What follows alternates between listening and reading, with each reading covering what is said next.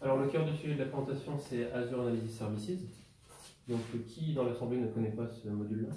Parce que c'est pas réellement le but, on ne va pas rentrer en détail sur Analysis. Parfait. Vous ne connaissez pas Azure Analysis Services? Enfin, SSS, SQL Server Analysis Services. Ça, oui. Ça, oui. Non, mais Azure Analysis Services. Le modèle tabulaire de SSS. Ici. Il y a des gens qui ne connaissent pas le modèle tabulaire, qui connaissent que le modèle multidim, du coup. Ok.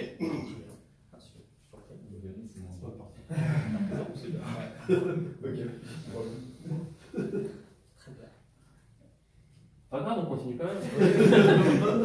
Non, parce que la problématique du premier slide, c'est de vous montrer que l'usage qu'on a quand on déploie un serveur Azure Analysis Services dans le cloud, c'est justement de pouvoir monter son modèle sémantique dedans, modèle tabulaire, le processer, c'est-à-dire traiter les données, récupérer les données de différentes sources de données, que ce soit du fichier, de la base de données, X type de base de données, et de le mettre à disposition pour que des utilisateurs, à travers Excel, à travers Power BI, à travers un outil de reporting, puissent interroger de manière facile, compréhensible, un modèle sémantique qui a été développé pour eux. Ils n'ont pas à aller faire des requêtes assez compliquées à travers les outils de majorité des outils qu'on pousse. Et derrière, répondre à leurs questions d'analyse ad hoc, faire du reporting, avoir l'information.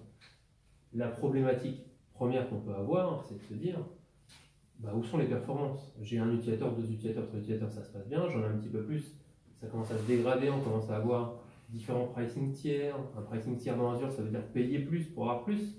Donc les gens prennent un petit peu en disant est-ce que j'ai vraiment besoin de payer plus à l'heure pour ça? Et j'ai aussi des cycles de rechargement de données. Alors des fois je recharge à la journée, je vais recharger pendant la nuit, les gens ont lu pendant la journée, toute la journée, pas de problème. J'ai d'autres projets avec des problématiques différentes où je vais recharger tous les quarts d'heure, toutes les 10 minutes, et je vais avoir des pics d'utilisation parce que j'ai beaucoup d'utilisateurs qui arrivent. Vu que je recharge souvent, c'est que je remets de la donnée fraîche, donc les gens se reconnectent, et peut-être que dans les 10 minutes ou le quart d'heure, ils n'ont pas le temps d'analyser correctement la donnée. Le nouveau process du quart d'heure d'après recommence, et donc je vais avoir des performances serveurs utilisés pour recharger les données, pendant que j'ai des requêtes utilisateurs qui sont en cours, qui vont aussi charger, qui vont aussi utiliser les performances du serveur. Donc là, il y a tout un mécanisme de log qui va se mettre en place pour dire, toi tu peux continuer de lire pendant que je précharge à côté. Une fois que j'ai fini, je remplace. Tu ne peux plus lire, t'attends, c'est remplacé, tu y accèdes. L'idée du scale-out, c'est justement de faire une évolution des performances de manière horizontale. C'est-à-dire, je vais rajouter plusieurs serveurs, répartir, mettre les données copiées, faire des réplicas de mon modèle sémantique, et avec un load balancer, rediriger les utilisateurs vers les nœuds disponibles. Comme ça, ma charge utilisateur augmente, je vais pouvoir augmenter le nombre de serveurs et dispatcher ces utilisateurs pour qu'au final, chaque serveur ait suffisamment de ressources pour répondre correctement aux requêtes utilisateurs. Au même titre, d'ailleurs, je pourrais mettre juste après, au même titre, lors d'un process, je vais pouvoir isoler un process sur un serveur spécifique pendant que les utilisateurs continuent de requêter, et quand tu penses être le bon moment, je vais pouvoir le mettre à jour. Du coup, peut-être avant que tu continues, si je peux t'interrompre, juste une petite précision, peut-être pour reposer le contexte initial. Donc, on avait des cubes. Vraiment, je repars en basique parce que je vois que c'était peut-être pas complètement clair. On avait des besoins de reporting, on a une base de données relationnelle, voire plusieurs sources. On a besoin de consolider tout ça dans un modèle sémantique qui parle aux gens. Ce qu'on fait depuis des années, c'est des cubes, en tout cas chez Microsoft. Le cube, on l'expose soit via Excel, soit via Power BI, soit via Reporting Services, soit via du Dev Custom. Et jusqu'ici, donc, il y avait du multidim, ça a été largement remplacé ces dernières années par un modèle tabulaire qui sont sous forme de tables et de mesures calculées. Ça monte très bien en mémoire, ça marche très bien. On peut l'installer en prémisse chez nous, ça fait partie des SQL Server. On peut l'installer dans Azure, donc c'est ce dont on va parler. Les problématiques sont largement différentes et c'est là sur notre projet où il y avait quelque chose d'intéressant à dire. C'est que avant, quand on faisait du scale-out dans SSAS on-premise, on allait voir l'équipe infra, on discutait de tu peux me mettre un NLB ou un F5 ou enfin n'importe quel load balancer en place. C'était un peu compliqué parce qu'il fallait parler avec des gens qui ne savaient pas du tout ce que c'était qu'SQL Server ou SSAS et nous on savait assez peu ce que c'était que la partie réseau. Fallait mettre en place des tests de suite de vie pour savoir si le cube est en train de processer ou pas, envoyer un message pour dire non, ce nœud n'est plus disponible, je vais processer sur celui-là. Il y avait, pour ceux qui ont expérimenté un peu, il y avait un petit peu de boulot, il fallait un petit peu travailler. Donc là dans Azure, le service est hébergé, ce qu'on nous donne c'est un endpoint HTTP et à partir de là, on a tout ce qu'il nous faut, ce endpoint HTTP, notre projet de dev, on a tout ce qu'il nous faut pour travailler. Associé à ça, il y a tout un tas de mécanismes qui permettent de mettre en place le scale-out. Et donc, c'est ce qu'on va voir là, c'est ce qu'a commencé à expliquer Antoine, parce qu'il va avec ça un certain nombre de complexités et de services à connaître. Donc, on va détailler ça. C'est un tout petit peu petit. Le dessin? Ouais. C'est parce qu'en fait, c'est pour pas le voir. C'est juste pour l'introduction. Donc, on vient des traits sur le détail. D'ailleurs, je te préviens tout de suite, il y a pas mal de texte sur les slides. oui, Je sais que ça- je mets mes lunettes pour voir. Ouais. C'est pour laisser une trace. Donc du coup, la montée en charge horizontale, le scale-out, que j'ai un petit peu introduit dans le slide d'avant, consiste justement à démultiplier le modèle tabulaire en plusieurs modèles sur plusieurs serveurs différents, ce qui va être mis à disposition par Azure de manière simple en quelques clics, et justement toute cette complexité de load balancer, complexité de ligne de vie pour savoir si un serveur est debout ou pas, ben, on n'a pas du tout à le faire, c'est totalement transparent, ça reste côté bloc noir dans Azure, c'est assez cool. Et l'avantage, les deux modes qu'on peut avoir sur le scale-out, principalement, c'est de dire bah, pourquoi je n'irais pas augmenter les performances verticales du serveur. C'est-à-dire que si je passe de 20 à 10 utilisateurs, non, le contraire, de 20 à 40 utilisateurs, bah, je double les performances du serveur. On a dit qu'il y avait des pricing tiers, donc des capacités de performance que je paye. Si je double les capacités de performance, je vais payer 2 fois plus cher sur Azure. Et ça va très bien se passer finalement, parce que l'augmentation de perf est assez linéaire. On double la capacité des utilisateurs, ils vont répondre, le serveur va répondre. Une des plus-values de passer sur du scale-out, c'est de dire s'il y a un utilisateur lambda qui va faire sa requête, qui va commencer à faire sa requête d'Axe, qui va utiliser un outil, qui va commencer à croiser beaucoup de choses, et au final générer une requête complexe, qui va nécessiter beaucoup de ressources, sur un serveur simple, les ressources du serveur vont faire comme un prêt, vont monter, ils vont arriver là, je suis au plafond, je consomme, le temps défile, les autres personnes veulent manger aussi, veulent avoir de l'information, et ils ne peuvent pas parce que le serveur est à 100% de ses capacités. Là, sur un mode scale-out, si l'utilisateur intervient et fait sa requête avec le NLB, il va se retrouver sur ce réplica-là, il va utiliser 100% de ce réplica-là, la pollution engendrée par cet utilisateur vis-à-vis des autres sera amoindrie, parce que toutes les personnes qui vont être redirigées sur les autres nœuds ne verront pas cette baisse de performance, parce que l'utilisateur va être isolé sur un nœud. Forcément, les autres personnes qui sont regroupées sur le même nœud vont être impactées, mais sur un cluster un scale-out de 4 nœuds, j'ai 25% de mes utilisateurs qui sont impactés au lieu de 100% avant. Ce qui peut réduire la pollution. Et après, l'autre cas de figure, c'était l'exemple que je vous disais. Je processe souvent, et du coup, quand je processe, bah, ça demande plus de mémoire, ça double la volumétrie de mon serveur, parce que quand il processe, il refait le modèle tabulaire en mémoire à côté du modèle qui est en cours, qui lui est en train de répondre aux utilisateurs, jusqu'au moment où il fait c'est bon, je suis prêt, je vais pouvoir te remplacer et supprimer l'autre. Donc l'empreinte mémoire a quand même doublé vis-à-vis de la taille de stockage de la base. Je ne vous parle pas de la mémoire nécessaire pour le runtime des requêtes, mais en tout cas, vis-à-vis du stockage de la base, ça a pris un certain volume, un certain poids. Le fait de pouvoir dédier un serveur, le serveur d'origine, pour cette activité de process, c'est-à-dire finalement tous les utilisateurs qui vont arriver sur le service dans Scale-out, le répartiteur de charge, va le faire que sur un pool de serveurs dédiés au requêtage. Le serveur d'origine, celui qui me sert pour processer, ne sera jamais atteint par des utilisateurs. Dans ce cas-là, je vais pouvoir processer fréquemment, plus rapidement en tout cas, que je vais avoir les performances d'un serveur juste pour le process. Et une fois que le process sera terminé, on va pouvoir synchroniser. Et dans ce cas-là, encore un point positif pour le service, on utilise une fonction, que ce soit du PowerShell ou une fonction REST API, on va pouvoir lui demander de faire la synchro et c'est lui qui va gérer le mécanisme en entier. Avant, si tu revenais sur du on-premise, c'est vrai qu'on devait se poser la problématique de dire ok, c'est ce serveur qui a processé. Alors comment je fais? Je fais un backup, je le restaure sur les autres un par un, mais avant, il faut que je les décroche du NLB, du répartiteur de charge, parce qu'ils vont être en indisponibilité. Ou alors, j'utilise le mode synchronize d'analyse services en mode cube. C'est un monothread qui va prendre son temps, mais il va me synchroniser tous les fichiers. C'est compressé, déjà pas mal. Ou alors, j'ai une baie en dessous, baie de stockage. Et là, je commence à faire des clones de LUN.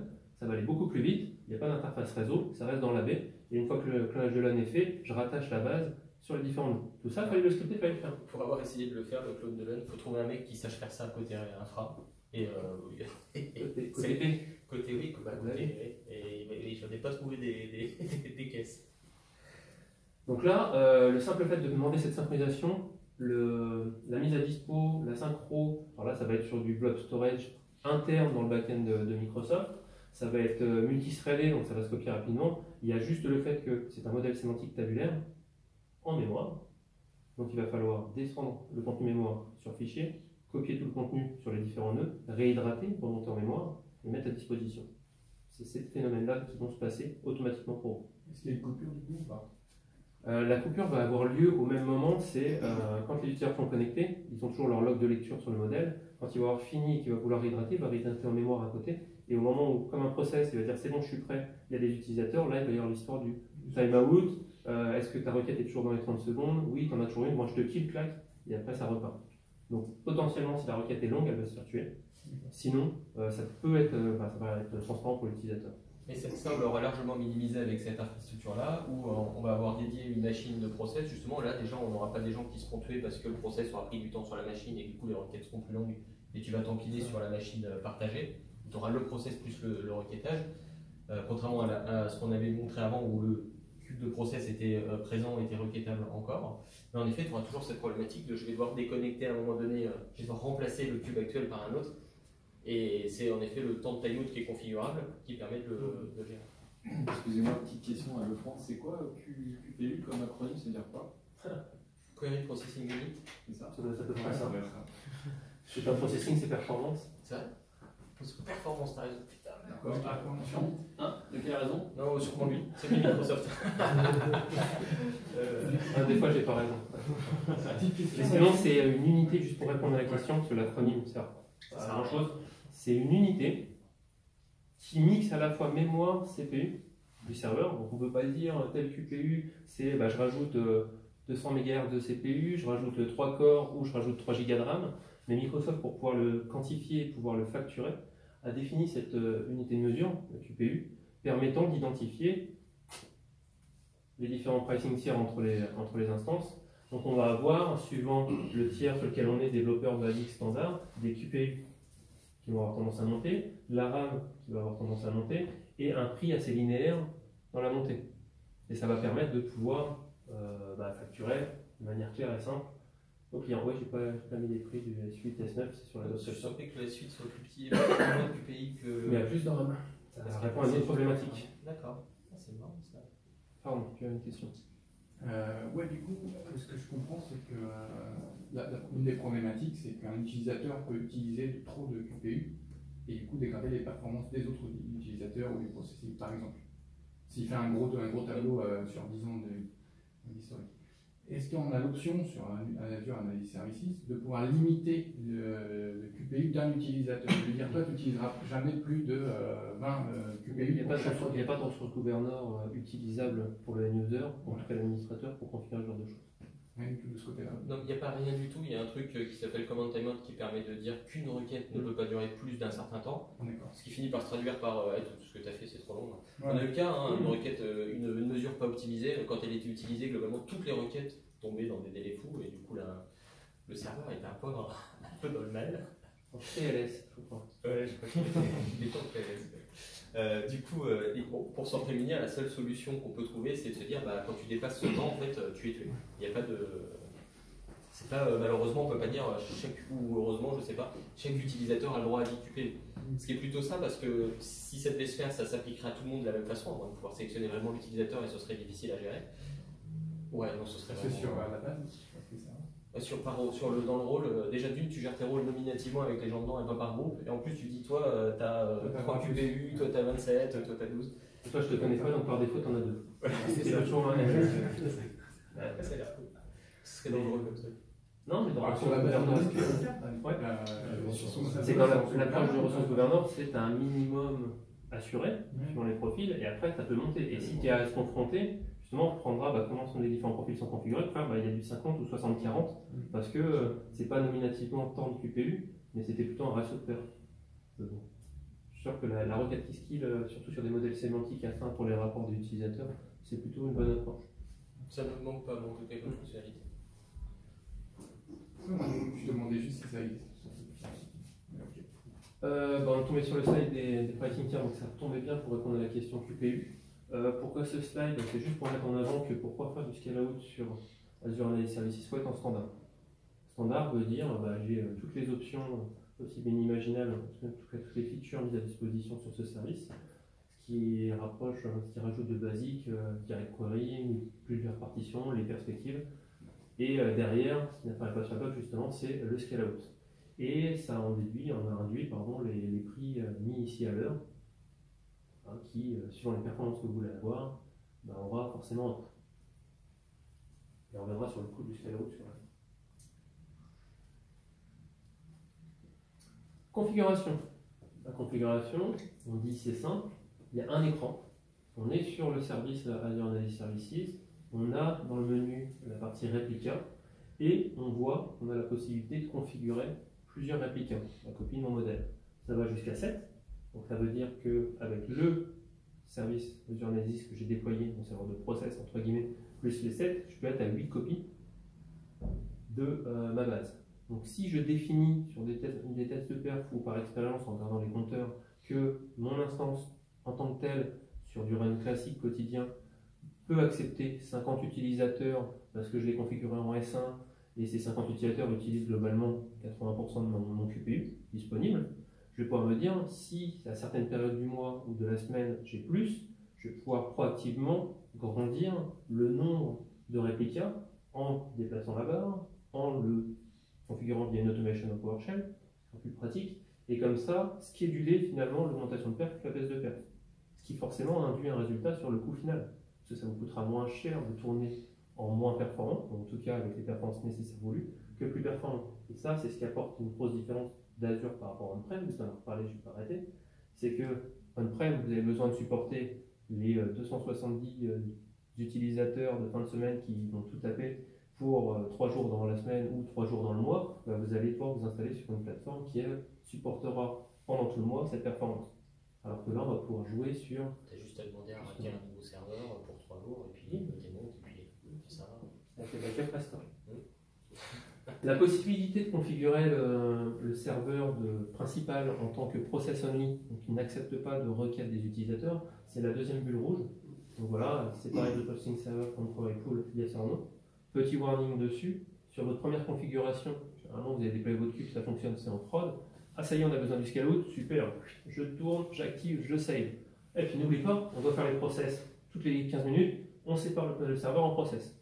Ça c'est très bien, sauf que d'un seul coup, le temps que les premières réplicas soient mis à jour, synchronisés et mis à disposition, j'ai un serveur qui répond plus aux requêtes et 2 autres réplicas qui sont en train de monter. Donc au final, je n'ai plus de disponibilité de mon service par rapport aux utilisateurs.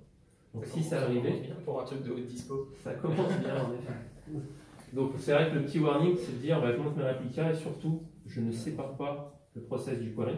Une fois que la réplication montée est disponible, je peux revenir, le séparer, ça va me retirer le serveur du query pool. Ça vous est arrivé, j'imagine, non? Non, parce que j'avais lu la doc avant. Ouais, c'est la seule personne qui fait ça. C'est pour ça que tu l'as amené, parce que c'est lui qui la doc et. Ouais, c'est ça. C'est à moi qu'on verra, ça marche pas sûr. Bonsoir. Et en bas, petite fonctionnalité importante, avant de passer votre modèle en mode scale-out, assurez-vous que vous le processez, ça vous le faites déjà, que le modèle est potentiellement en production, des nouvelles données arrivent, vous les processez. Vous configurez le scale-out, ça processe, c'est très bien, mais ça reste sur le serveur de query. De process. Si le serveur de process est mélangé avec les serveurs de query, il y a un des nœuds qui aura des données à jour, les autres non. Donc il faut rajouter sur vos fonctions de process la synchronisation qui est en bas à droite ici, qui va justement, je disais tout à l'heure, copier le contenu déshydraté, le contenu du serveur de process, le copier et le remonter sur les autres serveurs. Donc ça c'est une routine à rajouter dans votre modèle de process. À la fin de votre chargement, à la fin de votre traitement, ok, ça processe quelque PowerShell, super, derrière, bon, il faut que ça synchronise. Ça ne le fait pas automatiquement. Le seul moment où ça le fait automatiquement, vous rajoutez un réplica, il ne va pas le créer vide, il va le créer, il va le synchroniser. Petite question rapide sur le pricing, du coup, si on a 7 réplicas, c'est le pricing x7 de ce qu'on a vu ou il y a... Allez, x8, parce qu'il y a le serveur de process. C'est ce que j'aime bien vous raison. Mais exactement. Du coup, on passera un slide à la fin.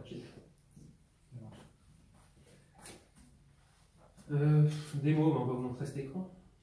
Si je le trouve.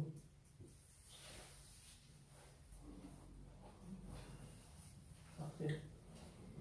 Parfait. Donc, du coup,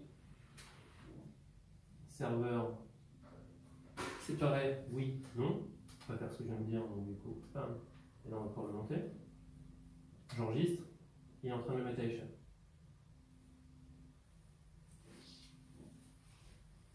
Pas trop fort, c'est ma souscription, après je vais se le dire. Genre, ça se passe, il y a quand même un an. Non, mais c'est la sienne quand même. Ah, c'est assez. Ça faisait partie du. Parce si que je connais, c'est lui qui finit. Il se trouve que la MVP ont plus de crédit Azure que les gens du Microsoft. Bon. Continue. Ouais. Bon, mais la semaine dernière, il a déjà tout dépensé. Donc. Non, mais C'est vrai qu'il faut que je regarde à un moment. c'est parce qu'on est plus efficace sur Azure, mais il a besoin de moins de temps. Là, c'est la fin du mois. Là. Ouais, c'est la fin du mois. Ouais, donc, on a l'outil, ça ne va pas prendre non plus, mais ça vous donne une petite idée du temps. Comptez, après, ça dépend de la volumétrie que vous avez sur votre tube, forcément. Donc là, il y a combien de Il fait 150 MO, je crois. Voilà, C'est un petit. ça y est, il a été fait, il a répliqué sur les deux. Les deux sont accessibles. Et on a, on va faire après, mais du coup, je peux le montrer dedans. Sur la vue d'ensemble, on a le serveur qui est actif, la possibilité de le mettre en pause. Si je mets en pause, toutes les réplications sont en pause aussi. Et on a deux noms de serveurs. Un nom de serveur qui est la connection string qui me permet de me connecter finalement à mon instance Analysis Services, donc depuis Power BI, depuis Excel, depuis mes outils pour connecter. Et on a un nom de serveur d'administration. Donc la différence, elle n'est pas très grande, c'est le 2.rw qui veut dire read write. Et donc du coup, quand je me connecte en utilisant ce serveur-là, je suis sûr d'arriver sur le serveur de process. Chose très importante, le W, ça me permettra d'aller écrire dessus. Un cube, écrire, c'est processer. Oui, mais pas que. Je configure un nouveau rôle, je fais de la modification. Je ne peux pas le faire sur les autres si je suis connecté ici. N'importe quel ordre TSML finalement. Tout à fait. Tac. Aussi simple de rajouter des nœuds que de baisser le coût de la description. Et pendant ce temps-là, les utilisateurs peuvent toujours recouper les informations. On va voir ça dans la série d'après. Sachant que du coup, si tu remets juste une seconde, juste pour que ça soit bien clair, je vous parlais tout à l'heure sur la vue d'ensemble, je vais juste y aller, puis après j'arrête de t'embêter. C'est pas tactile encore. C'est rien. Ah, c'est là que vous avez les URL et c'est donc ça que vous allez mettre dans SQL Server Management Studio ou dans Visual Studio pour faire les déploiements et les opérations de maintenance comme vous le faisiez. Pour ceux qui ne connaissaient pas du tout la partie Azure de SSAS, c'est comme votre serveur actuel où vous mettez l'adresse que vous donne l'infra, l'adresse de la machine, et bien là c'est une adresse qui va être dual, du coup une version pour la lecture et une version qui a les droits en écriture.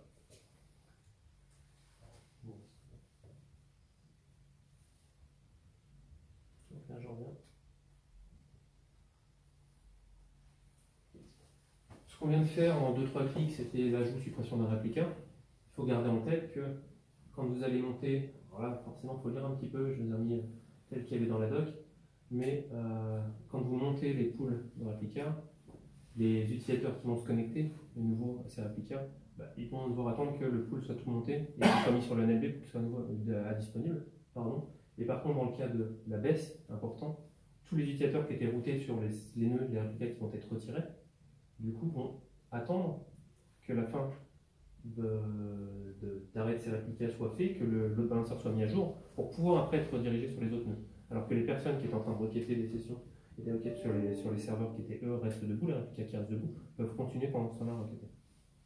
Donc il peut, pendant ces phases de maintenance, j'en rajoute, j'en retire, c'est facile, je l'ai fait en 2 clics, c'était assez rapide, avoir de l'indispo finalement ressenti par le end user derrière, il faut y aller avec parcimonie.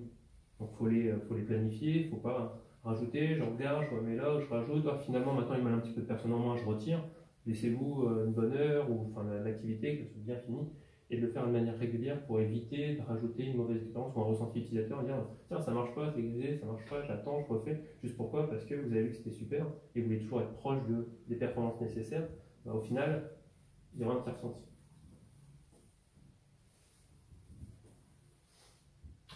Là j'ai déjà un petit peu parlé d'RW, mais je sens que l'attendais de parler. Non, je me disais, j'aurais pu éviter de te faire cliquer, puis c'était écrit là. Ah non, c'est juste pour laisser une petite trace, il n'y a pas.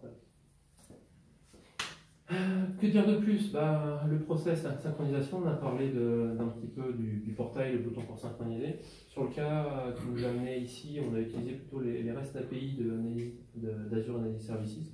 Pourquoi? Parce que déjà c'est asynchrone, on fait un appel, il fait le traitement. Pendant ce temps-là, nous, dans l'Azure Function, on peut faire autre chose, on peut traiter, on revient, on réinterroge est-ce que tu as fini, pas fini, oui, non. Ça, c'est plutôt pratique. Oui, Et pour ceux qui ont eu le genre d'expérience de j'allais partir, on m'a demandé de lancer un process à l'arrache, je lance depuis SSMS. Déjà, c'est pas spécialement de bonne pratique, mais bon, allez, je le fais. Eh, mais en fait, je peux plus déconnecter ma machine, sinon ça marche plus. Voilà, par moins tard, moins tôt. Là, au moins, c'est lancé, ça fait son boulot, et puis on asynchrone. On pourra vérifier après. Et l'autre avantage, c'est qu'en passant par le process de la REST API, bah, il va gérer aussi le fait qu'il a été appelé plusieurs fois. Si vous processez dans une Azure Function, on l'a rencontré aussi, l'Azure Function démarre parce qu'elle est déclenchée par un blob, par X triggers qui peut être utilisé dans vos projets. Elle est déclenchée, il lance un ordre de process. Elle est redéclenchée aussitôt parce qu'un autre chargement vient de se terminer. Elle relance un ordre de process. Elle est redéclenchée, elle relance un ordre de process. Et là, bah, on voit sur le serveur Azure Analysis Services qu'il y a 1, 2, 3 process qui sont à la queue leu, qui titillent un petit peu, qui s'envoient. On est sûr qu'il est bien processé. On est sûr qu'il est bien processé. Le premier se termine, siloté par timeout, il re-enchaîne, il recharge les données. Le troisième, il recharge les données. Donc au final, les performance serveurs sont style à une hauteur assez importante et dégradent le ressenti utilisateur. Ça, on l'a vite vu. L'avantage donc de passer par cette API REST, c'est qu'il va nous historiser tous les appels qui ont été faits de l'API REST et il va s'assurer qu'il n'est pas déjà une progress. Donc on va avoir un code retour de l'API REST disant ah non, désolé, là il y a déjà un process qui est en cours. Donc je ne fais pas ce process. Bon, en termes, soit vous derrière, vous pilotez en disant ah mais le process d'avant ça fait déjà X temps qu'il est parti, je sais très bien que j'ai des nouvelles données par rapport à celui-là. Donc j'attends qu'il se termine très bien, mais il faut que je relance un process parce qu'en temps j'ai rechargé des fichiers ou j'ai mis à jour des tables qui étaient avant. Donc il faut que je sois sûr que ça soit parti. Donc là, c'est dans votre développement qu'il faut le gérer. Sinon, nous, comme on charge toutes les heures ou toutes les 2 heures suivant les fréquences sur ce projet, on sait que de toute façon, c'est rattrapé l'heure d'après.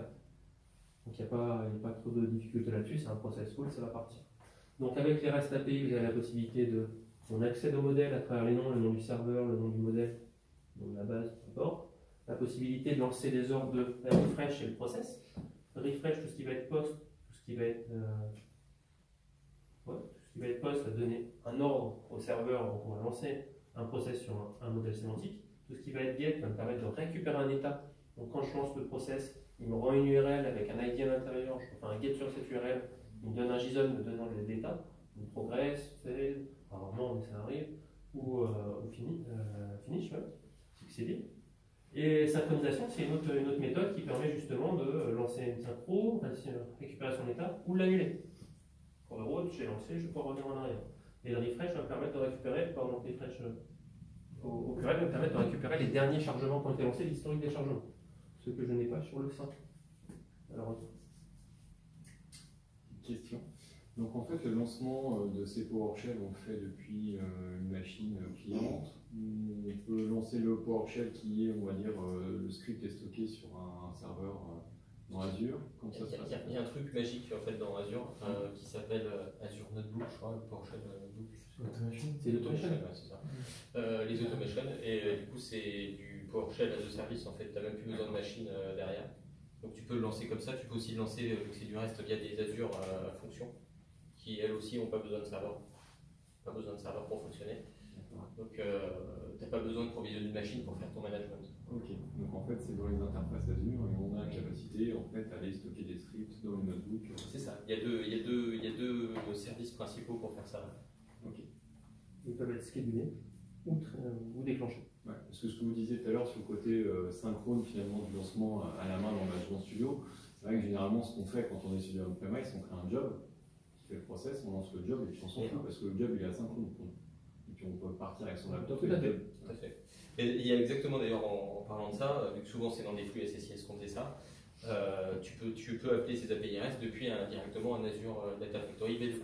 Okay. Donc dans ton flux, tu pourrais faire un web request et puis aller dire vas-y, fais quelque chose. Très bien.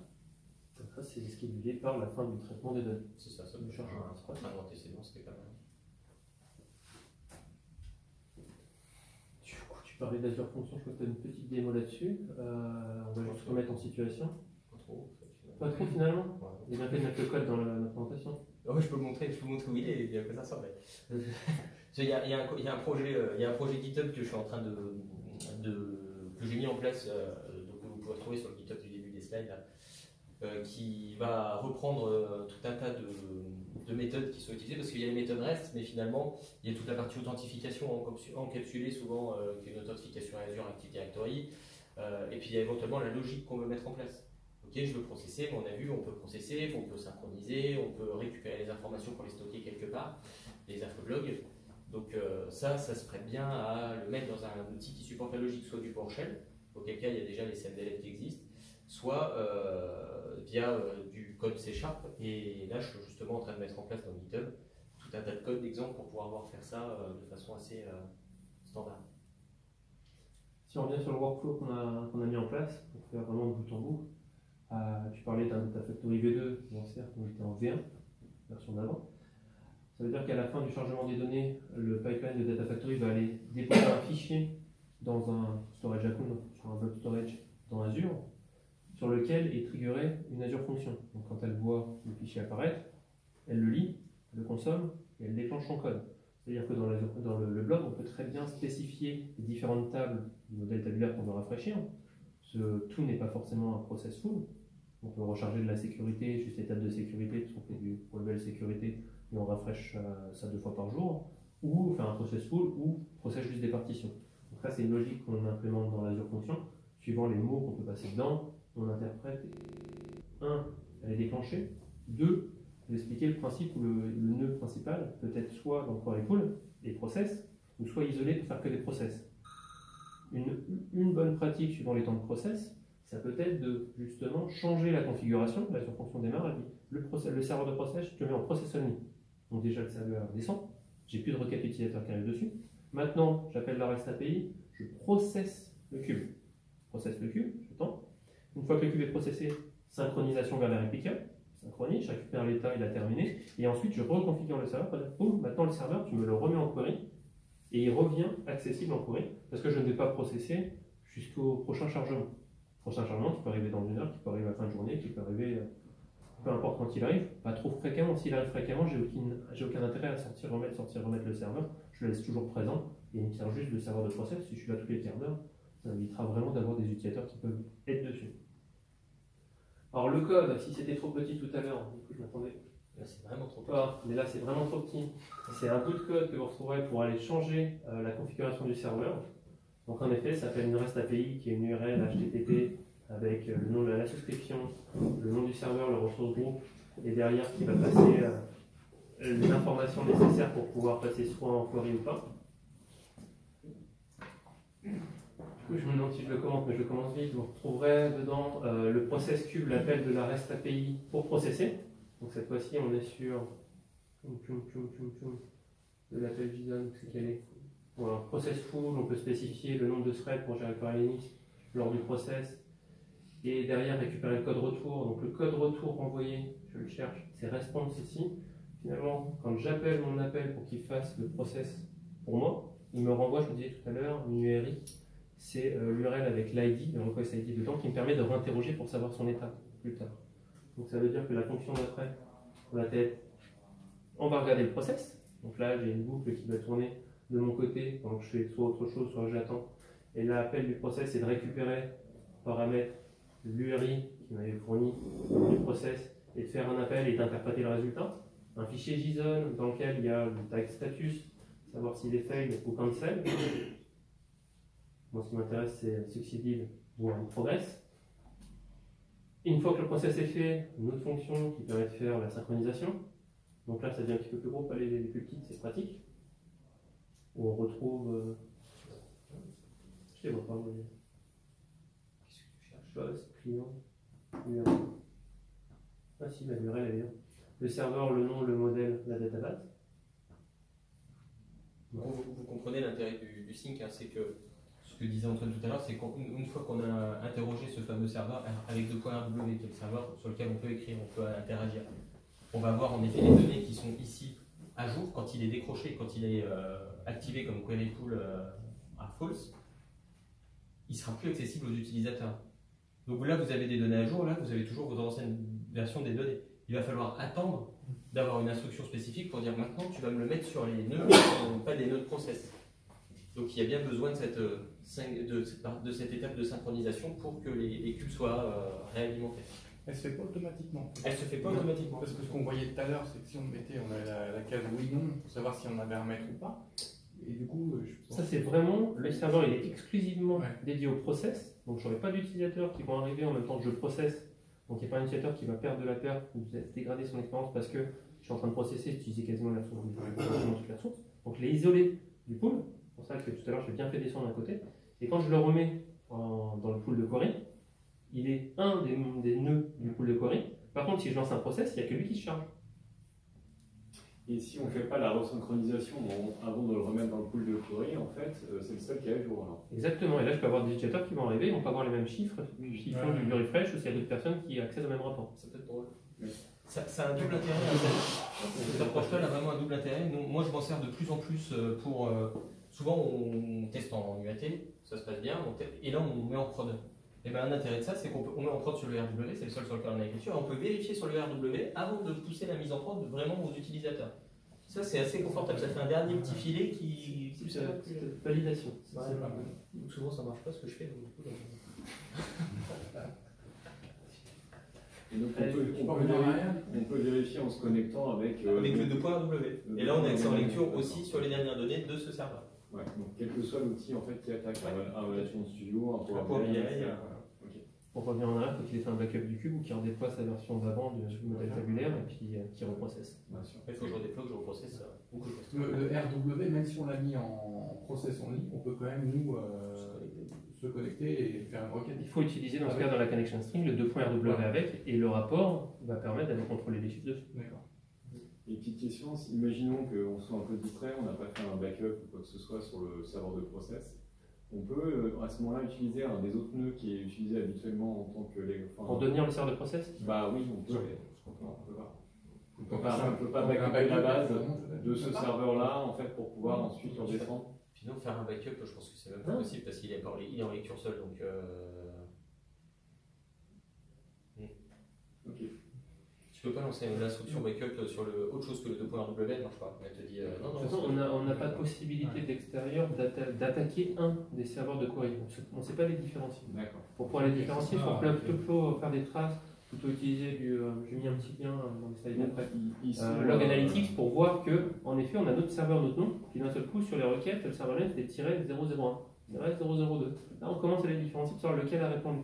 Mais on ne peut pas dire lors de la connexion, je veux me connecter à ce serveur-là spécifiquement. Donc il faut faire très attention au serveur de process parce que si lui on corrompt en fait la base qui est dessus, c'est foutu derrière. C'est pas foutu tant que tu Tant que c'est pas synchronisé. Oui, non, mais tant que c'est pas synchronisé, mais je veux dire, comme on peut pas récupérer en fait de ces réplicages la base pour la descendre. Et corrompre, c'est déployer une mauvaise sécurité, c'est supprimer des rôles, c'est. Oui, non, mais bien sûr. Je vois le côté. On peut se planter. Quoi. Et puis, c'est une façon de faire du scale-up, c'est pas du tout une façon de se prémunir des anomalies. Donc, il faut continuer à avoir des points de backup. Ça pourrait être une autre session, comment gérer les backups sur SSIS, base de service. Tout à fait. Et puis, bien sûr, on a un contrôleur de code source, etc. C'est ce qu'il faut. Et d'ailleurs, on a posté ça, on a posté le cube directement avec Azure DevOps en intégration continue. Bien sûr. Une autre question? Tout à l'heure, sur Oui, je crois pas. Bah oui. Bah si, bien sûr. C'est enregistré? Tout à l'heure, tu disais que donc vous aviez une Azure fonction qui déposait un fichier. Non, l'ETL. L'ETL, pardon, dépose Azure fonction. Voilà, un fichier qui va te dire quelle table il faut processer, ça? Ce fichier, du coup, à la fin du chargement, on sait très bien générer depuis le data mart, c'est du SQL, on sait très bien par rapport au log de chargement identifier quelle table a été rechargée. Et donc du coup, un select de ces tables-là, on met en output de ADF. ADF écrit dans le fichier les tables séparées par une virgule. Dans l'Azure Function, un split de tout ça, un tableau, et voici les éléments. On les cherche dans le moteur Analysis Services. Donc là, je ne repasse pas par l'Azure Function Process en REST API, plutôt passer par le modèle AMO, naviguer dans mon cube. Est-ce que cette table existe? Oui, je mets de côté. Est-ce que cette table existe? Non, je log. Ça, c'est une connerie, pourquoi tu l'as mis dans le fichier? Cette table existe, boum, c'est bon, je les ai. Process ça et ça, terminé. Ok. Et ça, c'est des customs que vous avez fait vous ou c'est une fonctionnalité d'Azure? C'est une custom. C'est la partie que c'est une des raisons qui fait que je pense qu'il y a besoin de cette couche en plus. C'est qu'on ça ouvre le champ des possibles sur des opérations bases, donc je veux processer, je veux synchroniser, je veux je veux lister des méthodes, je veux faire tout ça, et il va falloir l'encapsuler dans quelque chose pour en faire quelque chose d'utile. Là, on prenait l'exemple du blob storage parce que on était en effet sur ADFV1 et que c'était à peu près la seule chose qui nous permettait de passer un message. En ADFV2, on peut directement appeler une web HTTP et du coup, passer un message, un core JSON qui lui contienne directement les choses dedans. C'est une étape qui marche, mais qu'on peut faire. Tout ça, tu le mets sur ton GitHub? Quasiment, ouais. Et on est plusieurs à bosser dessus, et puis vous êtes bienvenus si vous voulez rajouter du contenu, petit pull request. Quand tu vois dans les différents statuts qui sont commentés, les différents statuts du Synchronize. Application, réhydrater, compléter, erreur, réponse finale. Le coup, tu as déjà descendu, c'est ça l'intérêt de ce slide-là, c'est en effet, vous avez choisi un pricing tier, c'est du S1. Je ne peux pas avoir un répliqué en S0, un autre en S2, un autre en S4. Ils sont tous du même pricing tier. Ce qui simplifie le calcul, j'ai 3 réplicas plus le serveur principal, le coût c'est x4. Après, on est sur du Azure, on peut justement faire de la montée en charge verticale, choisir sur les périodes de pic où j'ai besoin de plus de temps pour faire quoi. Le soir, j'ai besoin de processer, je veux que ça aille vite, j'ai une plage très courte, boum, je le monte en S4, je fais mon process, ça va vite, je le redescends, et puis les gens peuvent accéder aux résultats rapidement. Ça peut être un cas de figure. Le scale out, pour un pic d'utilisateur, c'est un deuxième cas de figure. Et le troisième cas de figure, c'est il n'est pas utilisé, il est utilisé la première semaine du mois, ou le début du mois, parce qu'il y a le closing du mois d'avant. Donc tout le monde va se connecter pendant une semaine. On n'a pas besoin de rester là les 3 semaines, on met en pause, ça ne coûte plus rien. Et du coup, pour voir si vous avez suivi, j'aime bien poser des questions en fait. Il vaut mieux choisir un S1 ou 4 ou un S4, 4 S1 ou un S4 ça dépend. Enfin, vous ne pouvez pas juste répondre ça, sinon c'est théoriquement dénonce. Parce que ce qu'il ne faut pas oublier, c'est qu'il y a une quantité de RAM disponible par pricing tier aussi. Donc si le cube dépasse la quantité de RAM disponible, ça va pas être 4 S1. Si vous avez beau mettre 4 S1, ça ne va pas le couper en 4, si vous avez 4 copies. Donc du coup, ça peut être intéressant en effet de pouvoir multiplier les cubes, mais il ne faut pas oublier que ce n'est pas le seul prérequis. Au-delà de la protention, il faut aussi qu'il tienne sur les services. L'idée du scale-out, c'est que le trafic est supporté par le nœud dans la taille que vous l'avez configuré. Par contre, plus il y aura d'utilisateurs qui vont utiliser les mêmes patterns d'accès, ça va avoir besoin de plus de perfs. Et on va répartir ces utilisateurs sur tous les nœuds. C'est tout. S'il y a des utilisateurs qui ont besoin de ça comme perf et d'autres ça, les répartir ne changera rien. Si vous avez un utilisateur qui a un gros tableau croisé dynamique qui met sa petite minute 30 à s'actualiser et qui vous fait du mal, il lui faudra une quantité de RAM importante pour la monter en cache, pour monter sa requête en cache, pour ne pas se prendre un out of memory dans son client. Mettre 4S1, ça va en effet permettre aux autres de ne pas être bloqués pendant qu'il fait sa requête, mais lui, il ne pourra pas s'en servir. Donc, au moins, ça règle le problème. 4S4 Tu mets 4S8 même. Moi, je veux bien. tu mets 8S8. Allez, pour terminer, passer les notes, donc rapidement, il y a la partie metrics, pour savoir un petit peu justement ce qui est consommé par mon serveur, donc les QPU, la mémoire. Quand j'ai un serveur qui est assez pratique, c'est ciblé. Quand j'ai le scale-out, justement, ça commence à être un petit peu compliqué. Et le but ici, c'est de suivre un intervalle régulier, justement, si j'ai trop de QPU, si j'ai des sessions utilisateurs qui augmentent, si j'ai le query pool job freelance qui, lui, grossit de plus en plus sur certaines périodes, c'est qu'il y a des utilisateurs qui aimeraient faire des requêtes et qui sont mis en liste d'attente parce qu'il n'y a pas assez de ressources pour le faire. Donc là, c'est des choses à surveiller. Comme je disais tout à l'heure, définir un seuil à partir d'un nom. Parce qu'on ne voit pas dans la caméra. On va peut-être couper à chaque fois, donc c'est vrai que les gens qui vont regarder, ça va être un peu bizarre. Après, ça dépend, tu veux le discours. Non, là, t'es bien, là, t'es bien. C'est important aussi. Un seuil à partir d'un nombre d'utilisateurs où l'instance dans le pricing que vous choisissez supporte la connexion raisonnablement et que dépasser ce seuil-là, vous pouvez vous proactivement rajouter plus de serveurs. Ça, c'est on touche un peu proche de la perfection. On est sur quelque chose de très stable, quelque chose qui n'évolue plus trop et le type de requêtage est fait par des rapports ciblés et ça devient facile à gérer. Sinon, l'association des current sessions et le query pool va vous aider à savoir quand j'aurais dû augmenter, quand j'aurais dû restreindre et vous améliorer sur ces phases-là. Et dans la partie metrics, ce qu'on voit justement, c'est qu'il y a un petit truc ici pour appliquer un split. Ce split, vous n'avez qu'une option, c'est serveur ressource type, et ça vous permet de différencier le management du query pool. Management, c'est votre serveur AWS, même s'il est dans le query pool. Query pool, c'est 1 à 7. Par contre, je ne sais pas le 1, le 2, le 3, le 4, le 5, le 6. Bon, je ne sais pas s'il y a grand chose à montrer là-dessus. Ceux qui ont un niveau d'activité sur le serveur ne peuvent pas les voir. Quand tu rigoles, il y a 10 000 utilisateurs sur un jeu de données. C'est des données qui ont été actualisées directement depuis notre démo Databricks de la dernière fois, vu que je cherchais des données. Le truc de la météo? Ouais. Ouais, d'accord. Ça n'a rien à voir avec les people? Non, j'ai pas mis les villages people, ça tenait pas dans la base. C'était trop volumineux. Maintenant, on a joué un petit peu avec le management et on arrive à différencier les deux, mais là, il n'y a pas une charge derrière un autre qui permet de différencier et voir que ça fonctionne avec vraiment, mais ça permet de différencier les deux trafics. Et en bas, alors on ne le voit pas. On ne le voit pas. Tac. Je vais faire comme ça pour le voir. J'ai mis un lien qui nous permet d'utiliser Log Analytics. Donc c'est en bas sous la barre de tâches. J'essaie de l'ouvrir à côté.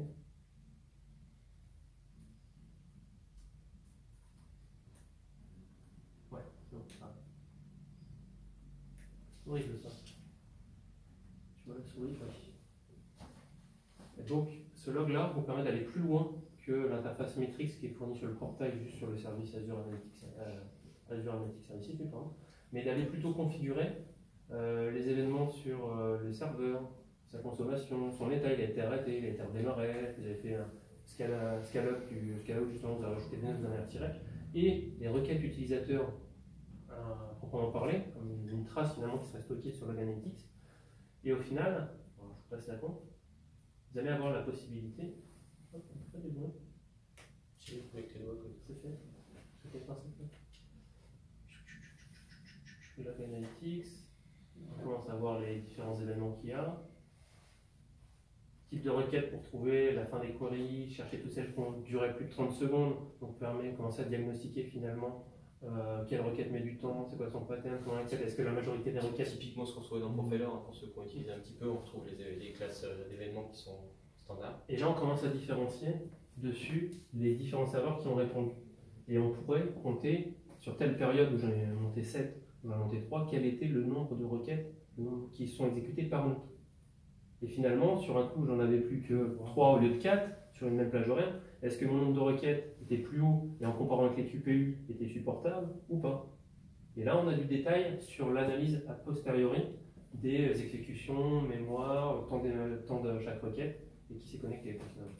Pour tous ceux qui ont vraiment fait du SSAS sérieusement, on a souvent, enfin moi en tout cas de mon côté, j'ai souvent ramé pour avoir du reporting sérieux sur l'utilisation des SSAS. Pour retrouver les requêtes, on pose des traces, mais les traces ça ralentit le serveur. Alors on pose des extended events. On les pose mais après ça se stocke dans un ring buffer, il faut faire quelque chose, c'est l'enfer, ou dans un XML, il faut l'exploiter. Là ça va dans Log Analytics, on a la possibilité de faire des requêtes OMS, des requêtes Log Analytics qui sont assez faciles à écrire, ce qui ressemble à ça. On a vraiment le niveau de détail de chaque requête si on le veut, avec le temps qu'elles ont pris, les durations. Qui l'a lancé. Et ça c'est confortable. Nous on a plugué un rapport Power BI dessus, ça permet de voir l'évolution de l'utilisation. C'est vraiment pas mal. C'est associé à la fois QPU mémoire, donc métrique d'un côté, et des requêtes qui tournent en même temps. Donc pourquoi c'est monté? Boum, sur cette période-là, il y avait ça comme requête. Qui l'a lancé? On n'a pas passé le pas de pouvoir dire c'était telle page du rapport Power BI en question, parce que ça ne vient pas dans l'information. Mais en regardant le pattern du DAX qui est dedans, on sait tiens c'est tel axe, tel axe, tel axe. On voit déjà le domaine sur lequel ça correspond, et puis en connaissant les rapports, on va retomber dessus. C'est bien pas, mais vu que dans la majorité de nos rapports, il y a un truc qui s'appelle paginame en paramètre des requêtes pour BI, je suis sûr qu'on pourrait faire quelque chose. Qui s'est stocké pendant combien de temps en fait ça? C'est quoi la période de rétention? C'est Là, la il y a configuration. il y a une version gratuite où on va pas avoir. C'est limité en nombre d'événements qui sont enregistrés. Donc généralement, quand on avait testé la gratuite pour voir où ça allait une journée, on n'avait pas l'intégralité de la journée dedans, mais ça fait FIFO quoi. Ça me vire le nerf, j'avais des trous par jour. Et après, j'ai pas vu le prix que ça coûtait, mais ça a fait grise mine, donc ça a dû aller au début. Et vu l'utilité que ça a, on paye à la quantité de données, hein, je pense, et du coup, il n'y a pas vraiment de limite à part ce que toi tu es prêt à configurer pour que ça rentre dans ton portefeuille. D'accord. Donc on a la main sur ce qu'on a, qu'on retient comme log en fait, dans Log Analytics pour ce truc-là. Voilà. On va clôturer là-dessus, parce qu'après on n'a pas. Très bien. Donc si vous avez des questions, n'hésitez pas, embêtez Charles-Henri. Et puis,